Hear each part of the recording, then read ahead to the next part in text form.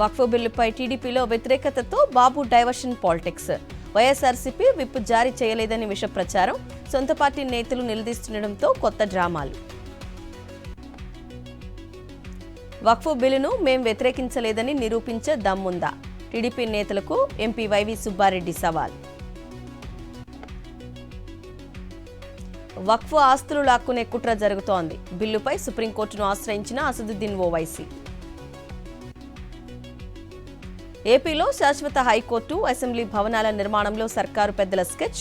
ముందే నిర్ణయించిన సంస్థలకే టెండర్లు దక్కేలా వ్యూహం. ఈ నెల 6న భద్రాచలంలో రేవంత్ రెడ్డి పర్యటన. సన్నబియ్యం లబ్ధిదారుడి ఇంట్లో భోజనం చేయనున్న సీఎం. హైదరాబాద్ సెంట్రల్ యూనివర్సిటీలో నిషేధాజ్ఞలు. ఈ నెల 16 వరకు ఆంక్షలు అమల్లో ఉంటాయని పోలీసుల వెల్లడి. హామీలపై నిలదీస్తే మంత్రులు ఎగిరెగిరి పడుతున్నారన్న హరీష్ రావు. ప్రభుత్వ చేతగానితనం ప్రజలకు అర్థమవుతుందంటూ కామెంట్.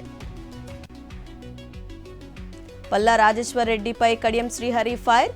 ఒళ్లు దగ్గర పెట్టుకొని మాట్లాడాలంటూ హెచ్చరిక. విద్యాశాఖపై సీఎం రేవంత్ రెడ్డి సమీక్ష. పాఠశాల విద్యా వ్యవస్థలో తీసుకురావాల్సిన సంస్కరణలపై చర్చ. వీరనారి చాకలి ఐలమ్మ మహిళా విశ్వవిద్యాలయం లోగో ఫైనల్. ఆవిష్కరించిన సీఎం రేవంత్ రెడ్డి. ఏపీలో గ్రూప్ 2 మెయిన్స్ ఫలితాలు విడుదల.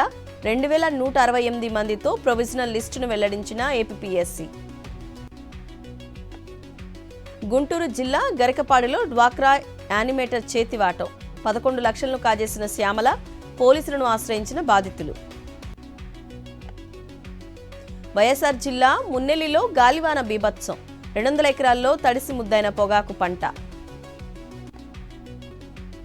కేరళ సీఎం పినరయి విజయన్ కుమార్తె టి వీణాకు షాక్.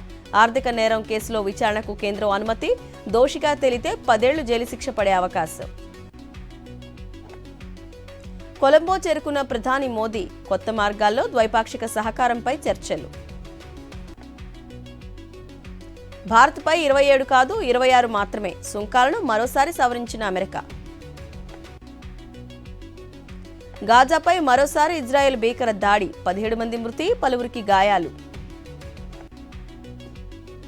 సొంత గడ్డపై అదరగొట్టిన లక్నో సూపర్ జైంట్స్. ముంబైపై 12 పరుగుల తేడాతో గెలుపు. ఐపీఎల్లో ఇవాళ 2 మ్యాచ్లు. మధ్యాహ్నం 3:30 చెన్నై వర్సెస్ ఢిల్లీ పోరు. రాత్రి 7:30 పంజాబ్తో తలపడనున్న రాజస్థాన్.